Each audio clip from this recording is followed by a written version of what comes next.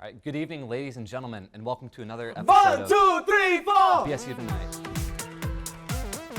All right. Hey guys, I'm sorry, are you supposed to be here right now? Oh, yeah. 1, 2, 3, 4! Well, I'm sorry, but who are you guys? Oh, I'm Gerda, and he's Hans, and wir Das Happy Good Time Fun Band Good Time! And- 1, 2, 3, 4! Who's that? Okay. So who's that behind you? Oh, we do not know. We do not bring him. No, the music brought him. Oh. 1, 2, 3, 4! Okay. You guys, yeah, we really can't have you here right now. Oh, I understand how it is. We can't be here because we are foreigners, because we are different. We talk funny, and we have better health care. I see how it is. Well, no, it's... We are just like you know. We are just people. We are just human beings trying to learn to be better, to learn to love. I'm sorry, I didn't mean it like that, you guys. 1, 2, 3, 4! All right. Hey. Very good. It's very good, but we're doing a TV show right now. Oh my God. God. We are on American television right now. Good, Kind of. and I love American television. It's our favorite. Downton Abbey is by far our favorite. Oh, and I used to be a huge Doctor Who fan for like a long time. Don't get me started about The Office. Ricky Gervais is hilarious. Whoa, I don't know about 1, 2, 3, 4! that. Guys, I'm really sorry, but we're taping something right now, and we don't need a house band. We are sorry. It's just all Hans and I have ever wanted to do was to become musicians. All we've ever wanted was for people to hear our music. Music is the only way we can express ourselves on the inside. And I know we might seem very happy on the outside, but on the inside, there is a darkness.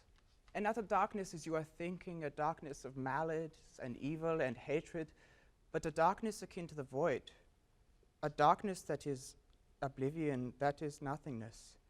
It is a hollowness that has grown and grown throughout my life, and I fear may one day consume me. 1, 2, 3, 4!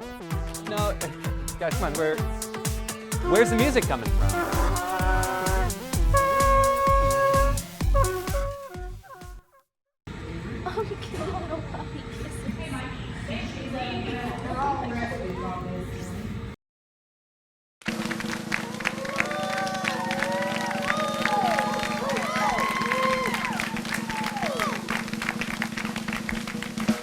Well, welcome to BSU Tonight. This is very much an animal-themed episode, and all of our jokes tonight were tested on animals in a lab. So, I might as well pose the question, where would we be without our animals? And they're our best friends, they're members of our family, and bacon cheeseburgers would sure be a lot different without animals. And where would we be without dogs? Humans grew up alongside dogs who were initially wolves. And how amazing is it that every dog that you've ever seen, every different breed, big to small, evolved from wolves?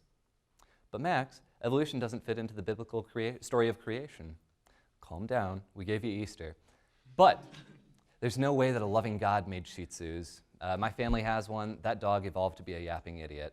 I love her, but she once stood next to the front door for hours howling, "Roof, roof." And I said, "No, that's a door, not a roof." And she got all moody about her being wrong, and she started peeing all around the house.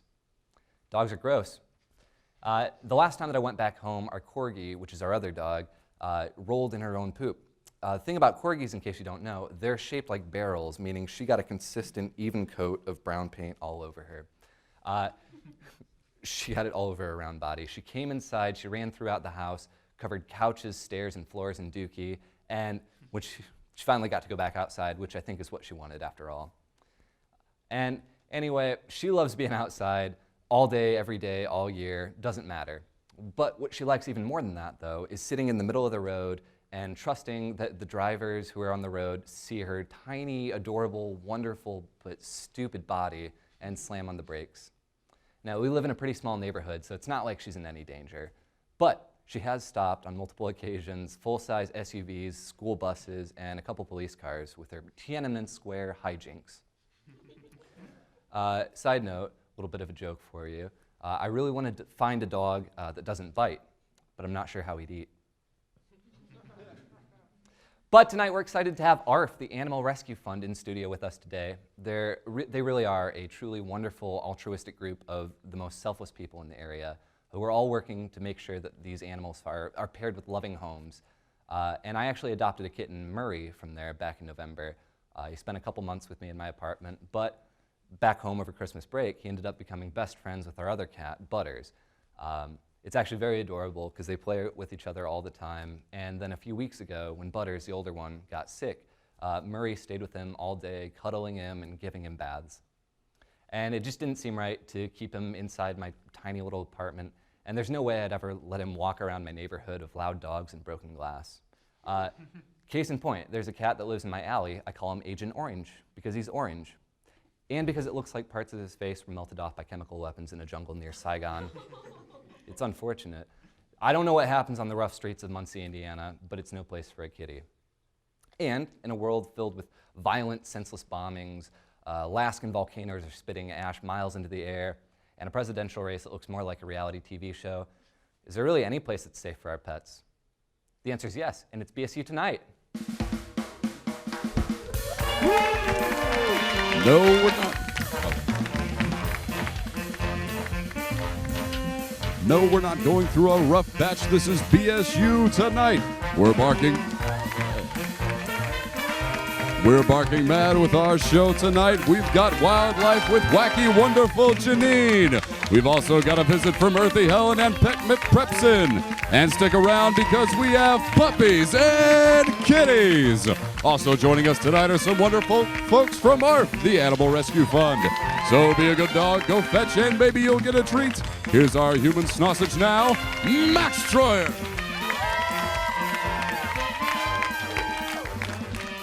Well, welcome everybody. Now, normally we do sock cam right now, and I was going to show you my socks, but my dog, Travis Barker, ripped them up. No, it's true. Mr. Barker had a nasty habit of ripping up everything. My homework, my toys, my parents' marriage. In fact, I'm pretty sure he was the sole reason that I had to retake 5th grade twice. But that's not what this shindig is all about, gang. What I'm really fired up about is people who don't clean up after their dogs. If your dog makes a poo smaller than the average size human turd, pick it up. But hey, I get it. You're busy. You're scrolling through the web, playing Candy Crush, trying to get an OTP HJ on Tinder.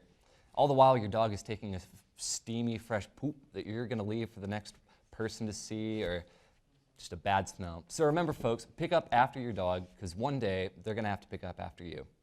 And we'll be right back, provided we don't get replaced by quality content like Two Broke Girls. So stick around.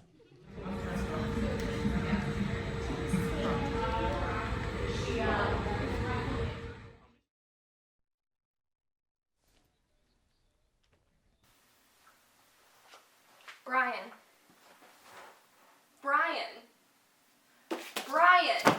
What? Sirius just died. I don't care, and you don't seem to care about me. You act like I don't even exist. You love Harry Potter more than you love me. Brian, we're over. But you're the Hermione to my Ron. I love you more than Snape loves Lily. I don't care. Always.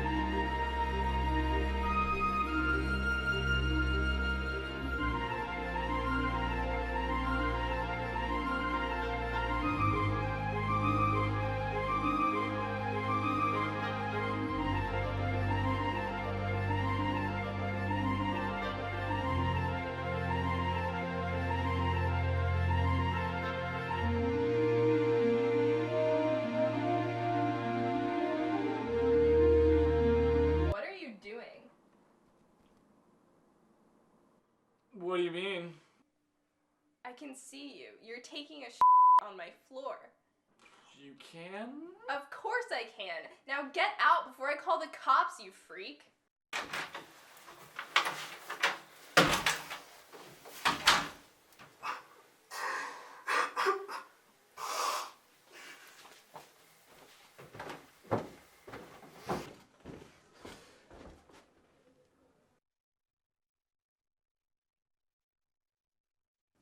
Can I enter your chamber of secrets?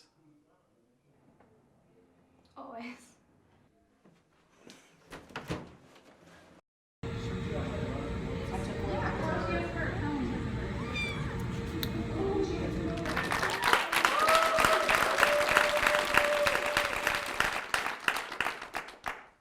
Hello, everyone. I'm Ashley Janine Olson, no relation.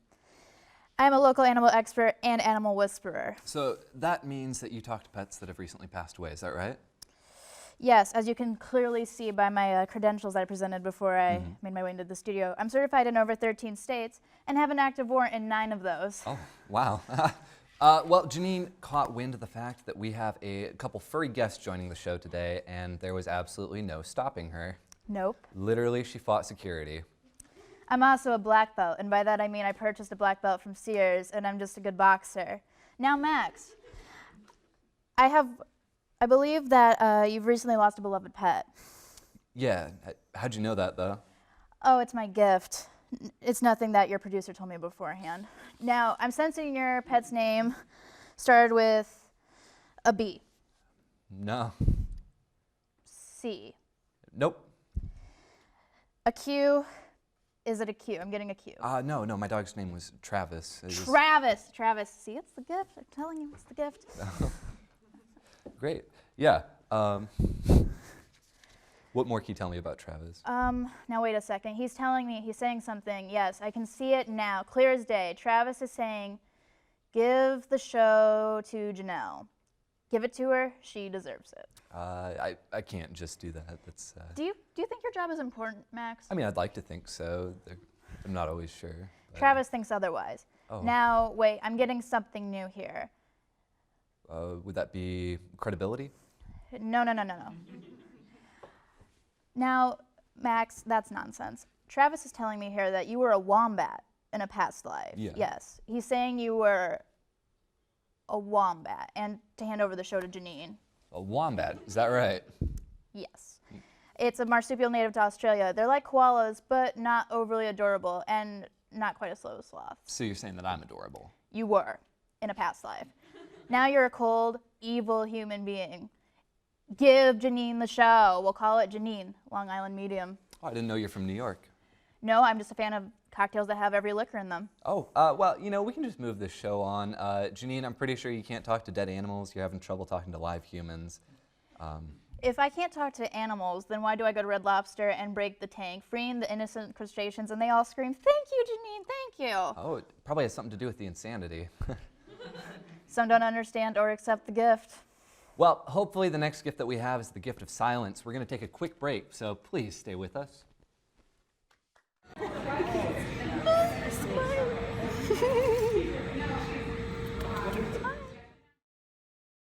This is Freddy the fish.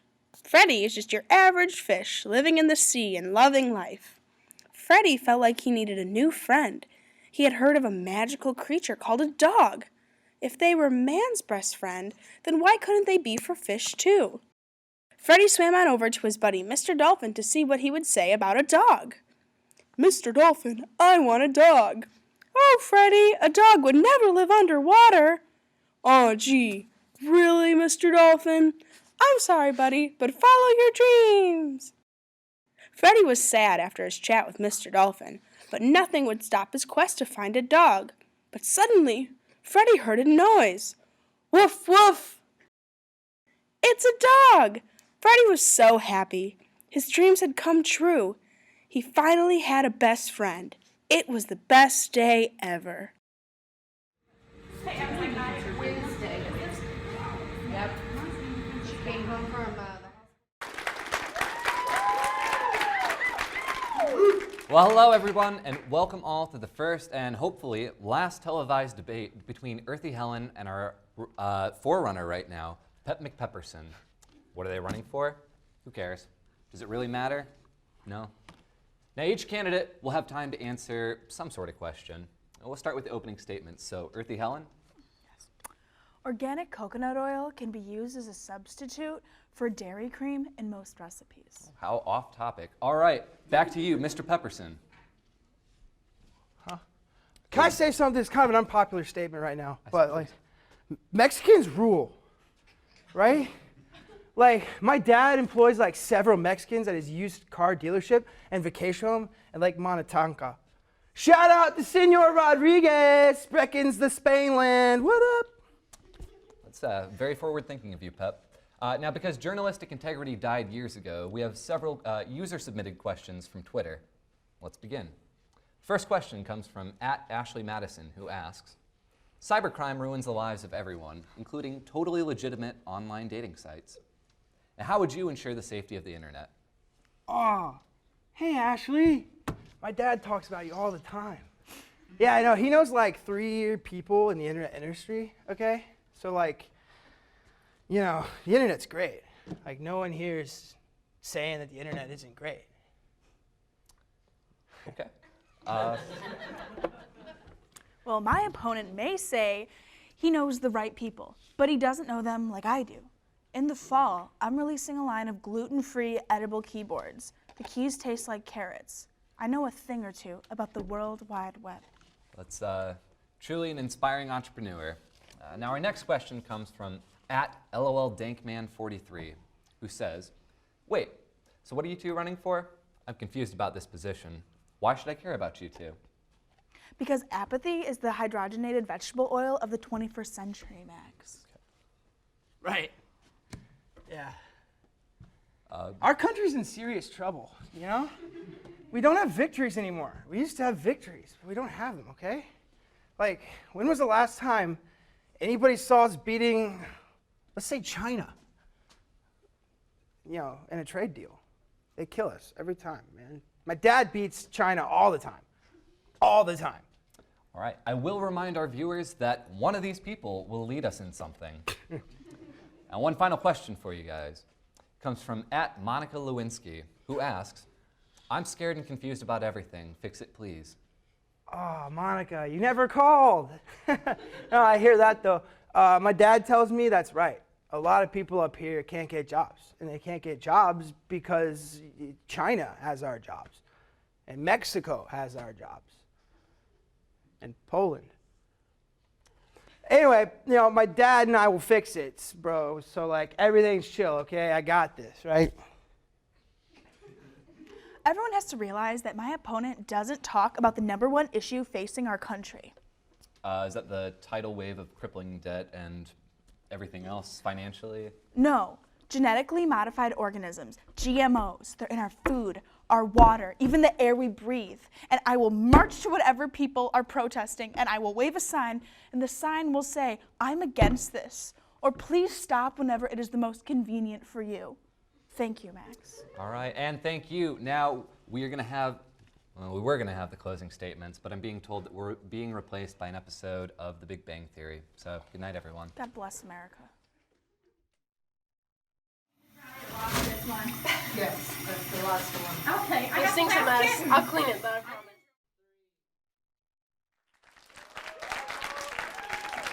All right, welcome back. Now, our guests tonight are from the Animal Rescue Fund, which is an animal shelter in Muncie. We've got 2 people with us tonight, so let's put our hands together for Vicky and Alex from ARF. Hi.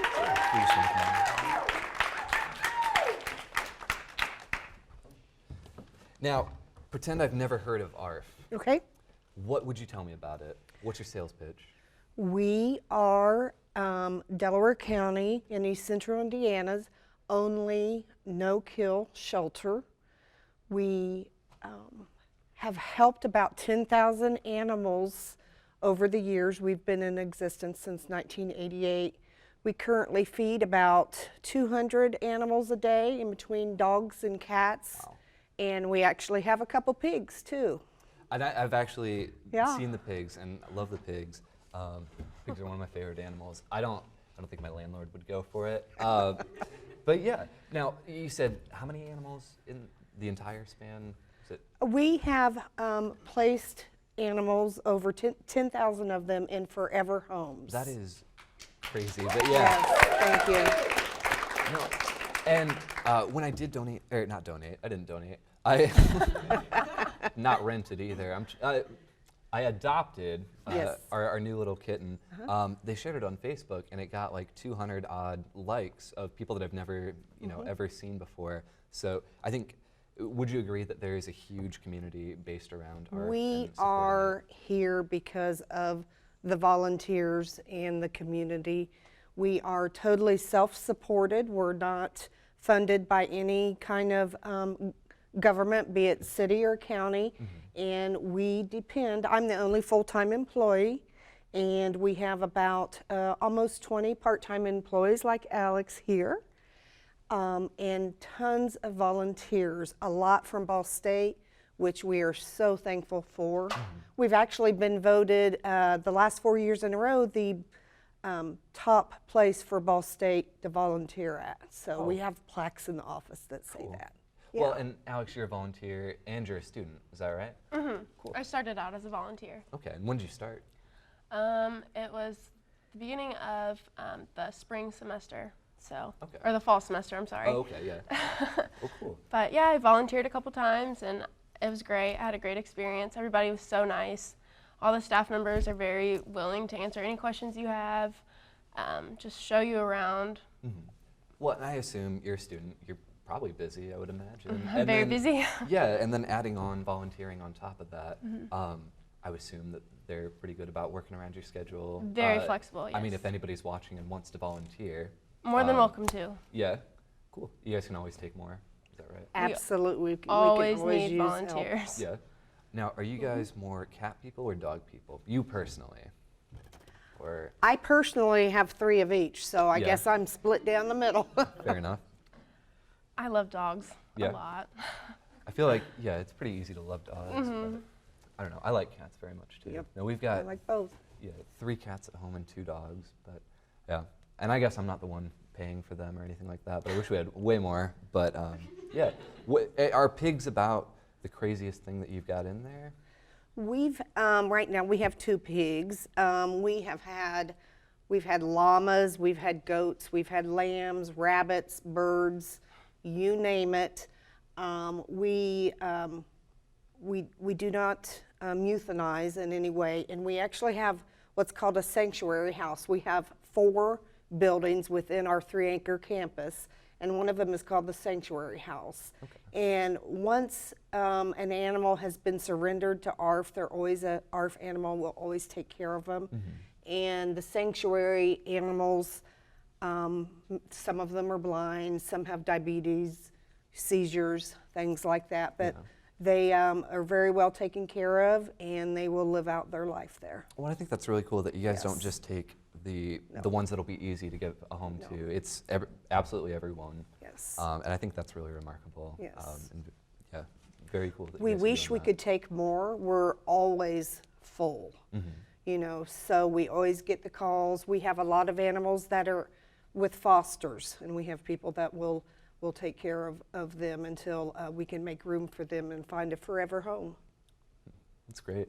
Well, what is the best way to get involved aside from adopting? It would be absolutely volunteering. Ball State is wonderful. We've had a fraternity that's come out and painted the outside of our building. We have food drives. We have, you can collect your cans, and we have a recycling center at ARF that any type of cans that you have, collect.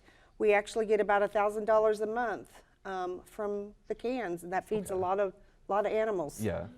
Definitely. I wish I had $1,000 a month for food, but one day.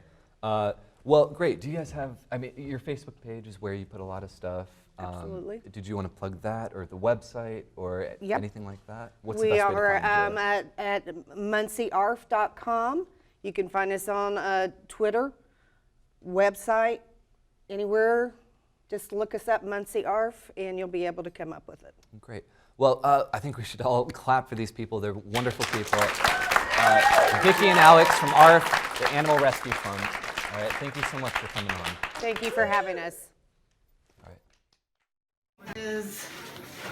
Oh, you don't like this. Thank you. I really appreciate it. Diana, like Princess Diana? Guess so. Hi, everyone. Hi. This is Mitch Cotton here with another fantastic product. How many times has this happened to you? Oh, you're at your party, you're having a great time, but suddenly you stumble and you spill your beverage all over your favorite shirt or blouse. Well, shoot, I love this shirt. Now I have to throw it out and buy a new one. Whoa, whoa, whoa, not so fast, eager beaver. You don't just like that shirt, you lurb it. With a couple of spritz from our patented lurb juice, the stain, like my ex-wife, disappears. Ah, man, is this supposed to burn? Why, of course. This is just the tough-acting lurb raiders fighting off that pesky stain. Oh, man, it's really starting to hurt. Are you sure this stuff's legal? Of course! Our formula is perfectly legal. It was made in 1947 when our founder and notorious war criminal Gerhard Lerbstein accidentally combined plain fuel and fermented grapes to create the formula we know and lurb today. You just said it was made by a war criminal. You asked if our formula was legal, not who our founder was. Oh, God, it hurts. That's right. It hurts. It burns the stain right out. Don't you just lurb it? But don't take my word for it. No, please, be like my ex-wife and question everything that I say. Don't trust a single word that comes out of my mouth. Why don't you just go ask Janelle if I'm telling the truth? I love this cleaner. You what? Oh God, I'm sorry. I lurb it. No, I seriously lurb it. I use it on my my husband, my kids, the dog, anything. I swear I'll use it on anything. That is what I call another happy customer. Why, you look so happy you could sing. It's got a hold on stains. A new lurbsation, a lurbination. Now gonna cause some slight burning pain. A new lurbsation, a lurbination. Wasn't that fun? Thanks for such a great testimony, Janelle. If this looks like the product that you need, which it is, go to your local big box store and tell them to give you the cleaner you lurb. I'm Mitch Cotton, reminding you to love it, stain it, lurb it. Stay clean, ladies and gentlemen. Was that so hard, Janelle?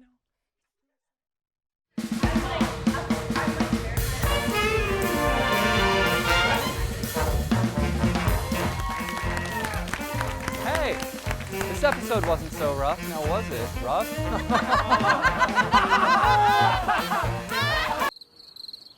Hey, you know, I hear Google is making a new search engine that's optimized for dogs. It's called Google. What do you call a dog from El Paso? A border collie. What do you call an underfunded animal exhibit? A Shih Tzu. All right. Well, good night, everyone. Stick around, and we have a rerun of Mike and Molly on after this. So.